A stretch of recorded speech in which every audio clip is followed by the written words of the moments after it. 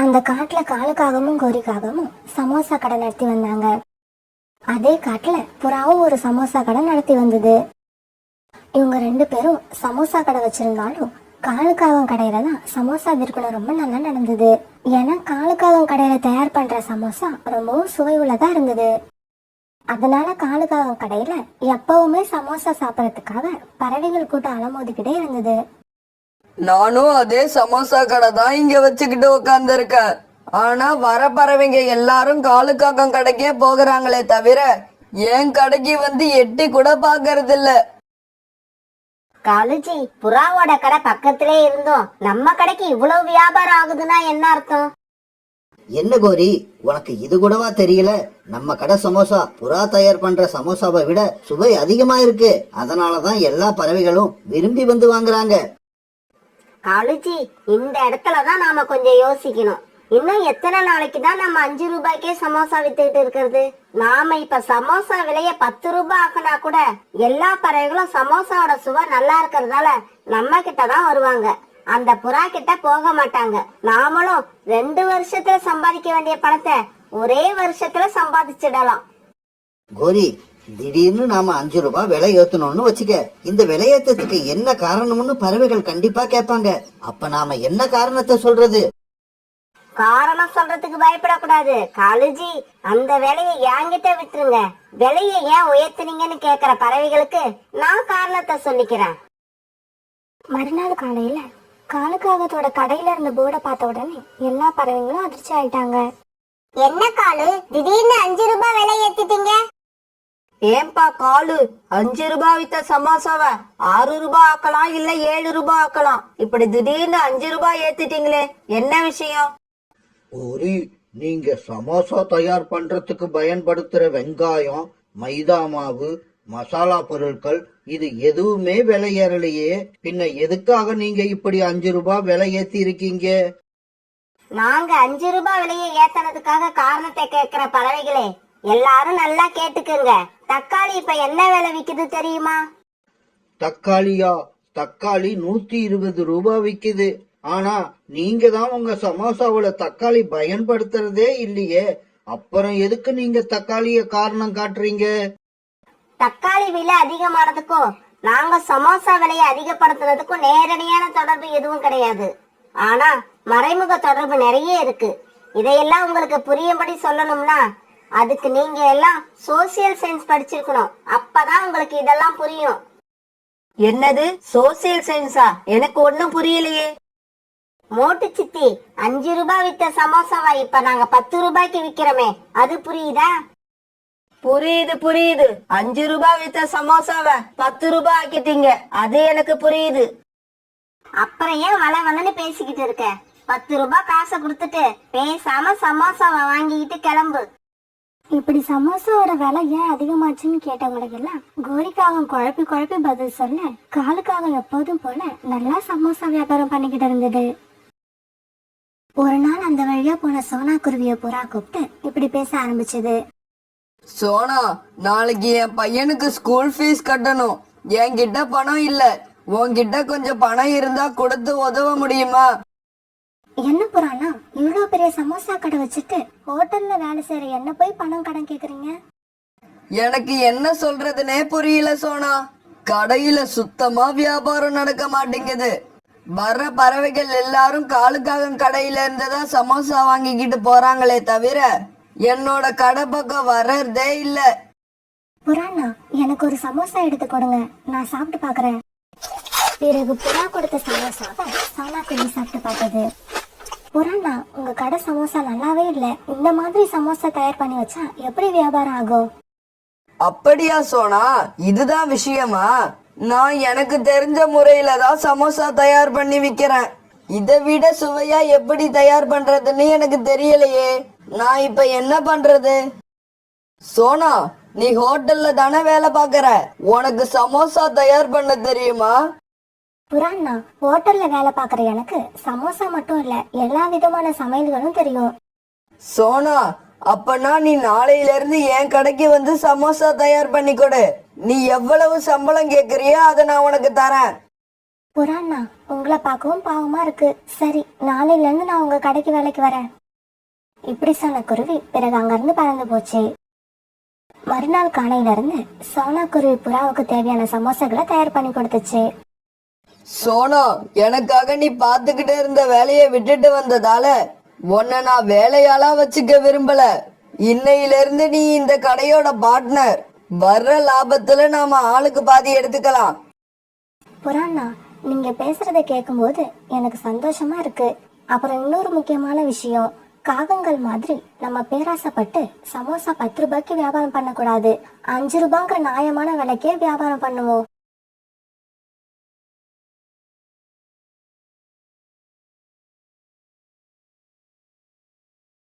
சோனா குருவியும் புறாவும் இப்ப சேர்ந்து கடை வச்சிருக்கதை கேள்விப்பட்ட எல்லா பறவைங்களும் கொஞ்சம் கொஞ்சமா இப்ப புறா கடைக்கு வர ஆரம்பிச்சாங்க.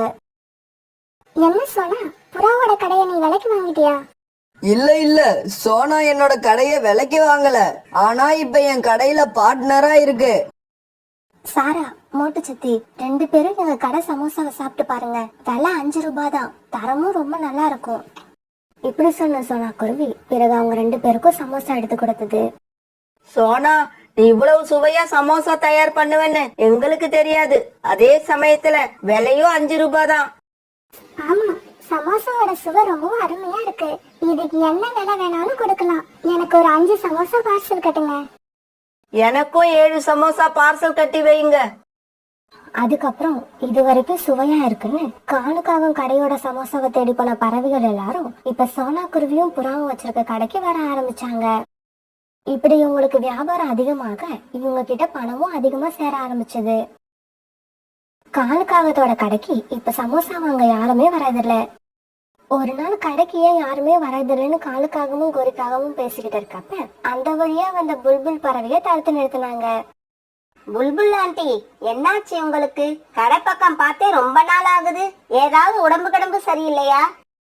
ஏன், எனக்கு என்ன உடம்புக்கு? நான் நல்லா தான் இருக்கேன். அப்ப சமோசா சாப்பிடறத விட்டுட்டீங்களா? அதனாலதான் நம்ம கடை பக்கமே வரலன்னு நினைக்கிறேன். கோரி, நான் சமோசா இப்பவும் சாப்பிட்டுக்கிட்டு தான் இருக்கேன். ஆனா உன் கடையில இல்ல, சோனா குருவியும் புறாவும் சேர்ந்து வச்சிருக்காங்களே அந்த கடையில. சுவையும் அருமையா இருக்கு, விலையும் 5 ரூபாய் தான். இப்படி சொல்லிட்டு புல்புல் பறவை அங்கிருந்து பறந்து போயிடுச்சு. காலுஜி, எப்படியாவது சோனா குருவியும் புறாவும் சேர்ந்து நடத்திக்கிட்டு இருக்க கடையை இழுத்து மூடணும். அப்பதான் நம்ம கடைக்கு வியாபாரம் ஆகும். நாமளும் 4 காசு பார்க்கலாம். கோரி, வேணும்னா நாம வச்சிருக்க கடையை தான் நம்மளால மூட முடியும். அவங்க வச்சிருக்க கடைய நாம போய் மூட முடியுமா? வழி இருக்கும் காலுஜி, எல்லாத்துக்கும் வழி இருக்கும். அதுக்கு நாம பொறுமையா உட்கார்ந்து யோசிக்கணும். இப்படி காலுக்காகவும் கோரிக்காகவும் பேசிக்கிட்டு இருக்கப்ப இவங்களோட பழைய நண்பர்களான திருட்டு ஆந்தைகள் 2 பேரும் அங்க வந்தாங்க.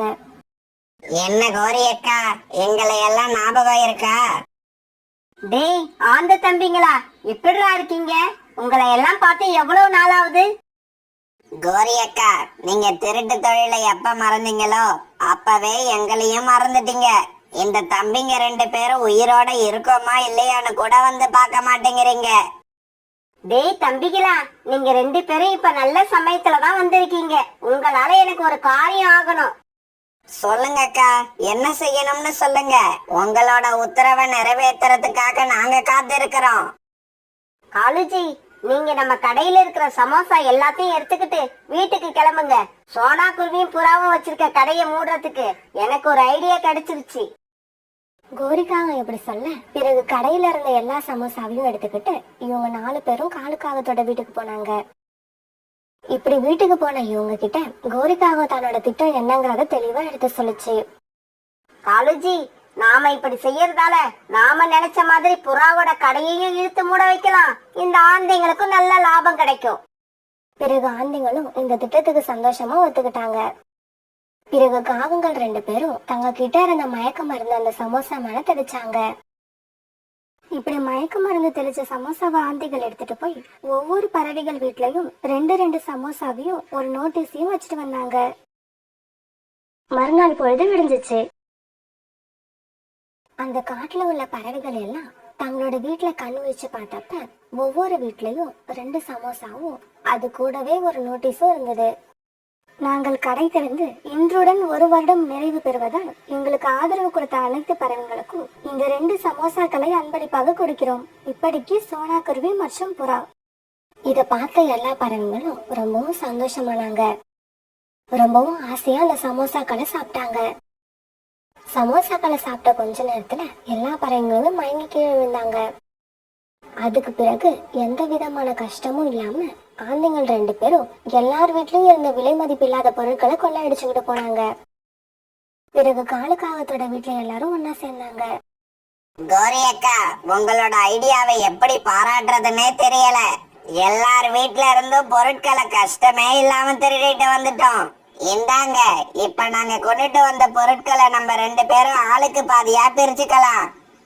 இப்படி சொன்ன ஆந்தைங்கள் 2 பேரும் திருடிட்டு வந்த பொருட்களை ஒரு பாதிய காலுக்காகத்துக்கிட்டையும் கோரிக்காகத்துக்கிட்டையும் கொடுத்துட்டு இன்னொரு பாதியை அவங்க எடுத்துக்கிட்டு பறந்து போனாங்க. பிறகு ரொம்ப நேரம் கழிச்சு மயக்கம் தெரிஞ்சு எழுந்திரிச்ச பறவைகள் எல்லாம் தங்களுடைய வீட்டுல உள்ள விலை மதிப்பில்லாத பொருட்கள் காணாம போனதை நினைச்சு ரொம்ப கவலைப்பட்டாங்க. ஒரு இடத்துல எல்லாரும் ஒன்னா சேர்ந்தாங்க. மோட்டு சித்தி, சோனா குருவியும் புறாவும் சேர்ந்து எல்லா பறவைகள் வீட்லயும் மயக்க மருந்து கலந்த சமோசா வச்சு திட்டம் போட்டு கொள்ளடிச்சிருக்காங்க. ஆமாங்கோரி, நீ சொல்றதும் உண்மைதான். இதை இப்படியே விடக்கூடாது. சீக்கிரமா இந்த விஷயத்த போய் பருந்தரசர்கிட்ட சொல்லுங்க. அவர் இங்க வந்து விசாரிச்சாதான் உண்மை என்னன்னு தெரிய வரும். தவறு செய்த புறாவுக்கும் சோனா குருவிக்கும் தண்டனையும் கிடைக்கும். பிறகு இந்த விஷயத்தை கேள்விப்பட்ட பருந்தரசர் தன்னுடைய மந்திரி ரீட்டா கிளியை அழைச்சுக்கிட்டு சோனா குருவியும் புறாவும் நடக்கிற கடைக்கு வந்தாரு. பருந்து மகாராஜா, இந்த சோனா குருவியும் புறாவும் சேர்ந்துதான் எங்களுக்கு மயக்க மருந்து கலந்த சமோசாவை கொடுத்துட்டு எங்க வீட்டுல உள்ள எல்லா பொருட்களையும் கொள்ளடிச்சுட்டு போயிட்டாங்க. இவங்களை கைது பண்ணி தக்க தண்டனை கொடுக்கணும். பருந்து மகாராஜா, நாங்க அப்படி செய்யவே இல்லை. எங்களோட பேரை அந்த நோட்டீஸ்ல வேணும்னே யாரும் உபயோகப்படுத்தி இருக்காங்க. நாங்க யார் வீட்லயும் இந்த மாதிரி சமோசாவையும் கடிதத்தையும் வச்சுட்டு வரவே இல்லை. எங்களை பழி வாங்கறதுக்காக யாரோ இதை திட்டம் போட்டு செய்யறாங்க. மந்திரி, இத பத்தி நீங்க என்ன நினைக்கிறீங்க? இப்படி ஒரு மன்னிக்க முடியாத தவிர யார் செஞ்சிருப்பாங்கன்னு உங்களால கண்டுபிடிக்க முடியாதா? பருந்து மகாராஜா, எனக்கு நாளைக்கு ஒரு நாள் மட்டும் அவகாசம் கொடுங்க. தவறு யாரு பண்ணிருப்பான்னு கண்டுபிடிச்சு அவங்கள உங்களுக்கு முன்னால கொண்டு வந்து நிறுத்துறேன். பிறகு மகாராஜாவோட மந்திரி ரீட்டா கிளி இப்படி சொன்ன உடனே இந்த வழக்கோட தீர்ப்பு நாளைக்கு சொல்லப்படும்னு சொல்லிட்டு பருந்து மகாராஜா அங்கிருந்து கிளம்பி பறந்து போனாரு. மற்ற எல்லா பறவைகளும் பருந்து மகாராஜாவோட தீர்ப்பு என்னவா இருக்கும்னு பேசிக்கிட்டே அன்னைக்கு ராத்திரி படுத்து தூங்குனாங்க. மறுநாள் பொழுது விடிஞ்சிச்சு. மறுநாள் காலையில அரண்மனையில இருந்து அறிவிப்பை சொல்ற ஒரு ஆந்தை வந்து முக்கியமான அறிவிப்பை சொல்லுச்சு. நமது காட்டில் வாழும் அனைத்து பறவைகளுக்கும் ஒரு முக்கிய அறிவிப்பு. நமது காட்டு அரசாங்கத்தின் முக்கியமான ஆராய்ச்சிக்காக நிறைய மயக்க மருந்து தேவைப்படுகிறது. தரமான மயக்க மருந்தை கொண்டு வந்து கொடுப்பவர்களுக்கு நமது பருந்து மகாராஜா நிறைய பொற்காசுகளை பரிசாக கொடுக்க போகிறார். மயக்க மருந்தை எடுத்துக்கிட்டு வாங்க, பொற்காசுகளை அள்ளிக்கிட்டு போங்க. இந்த அறிவிப்பை கேட்ட உடனே காலுக்காகத்துக்கும் கோரிக்காகத்துக்கும் பேராசை தலை தூக்க ஆரம்பிச்சது. காளிஜி, இந்த அறிவிப்பை கேட்டீங்களா? இந்த அறிவிப்பு வேற யாருக்காகவும் இல்ல, நமக்காகவே அரசர் சொன்ன மாதிரி இருக்கு. சீக்கிரமா வாங்க, நம்ம கிட்ட உள்ள மயக்க மருந்து எல்லாம் கொண்டு போய் கொடுத்துட்டு அரசர் கொடுக்கிற பொற்காசுகளை வாங்கிட்டு வருவோம். இப்படி சொல்லிட்டு காலுக்காகவும் கோரிக்காகவும் தங்க கிட்ட இருந்த மயக்க மருந்து பாட்டில்களை எடுத்துக்கிட்டு பருந்து ராஜாவோட அரண்மனைக்கு பறந்து போனாங்க. இப்படி இவங்க எடுத்துட்டு போன மயக்க மருந்து பாட்டில்களை அரண்மனையில இருந்த பரிசோதனை கூடத்துல பரிசோதித்து பார்த்தப்ப சமோசாவில கலந்த மயக்க மருந்தும் இந்த மயக்க மருந்தும் ஒண்ணுன்னு தெரிய வந்தது. உடனே பருந்து மகாராஜாவோட ஆட்கள் காலுக்காகத்தையும் கோரிக்காகத்தையும் கைது பண்ணி கூண்டுல அடைச்சு வச்சாங்க. காகங்களே, நீங்க 2 பேரும் எல்லா பறவைகளுக்கும் மயக்க மருந்து கொடுத்து அவங்க வீட்டுல கொள்ளையடிச்சு இருக்கீங்க. இதுக்கு தண்டனையா நீங்க 1 மாசம் தூங்கவே கூடாது. வீரர்களே, இந்த 2 காகங்களையும் ஒரு கூண்டுல அடைச்சி வச்சு கண்காணிச்சுக்கிட்டே இருங்க. அவங்க தூங்க ஆரம்பிச்சாங்கன்னா ஈட்டிய வச்சு தாக்குங்க. காலுக்காகவும் கோரிக்காகவும் தாங்க செஞ்ச தவறுக்கு இப்படி ஒரு புதுவிதமான தண்டனையை அனுபவிச்சு ரொம்பவும் கஷ்டப்பட்டாங்க.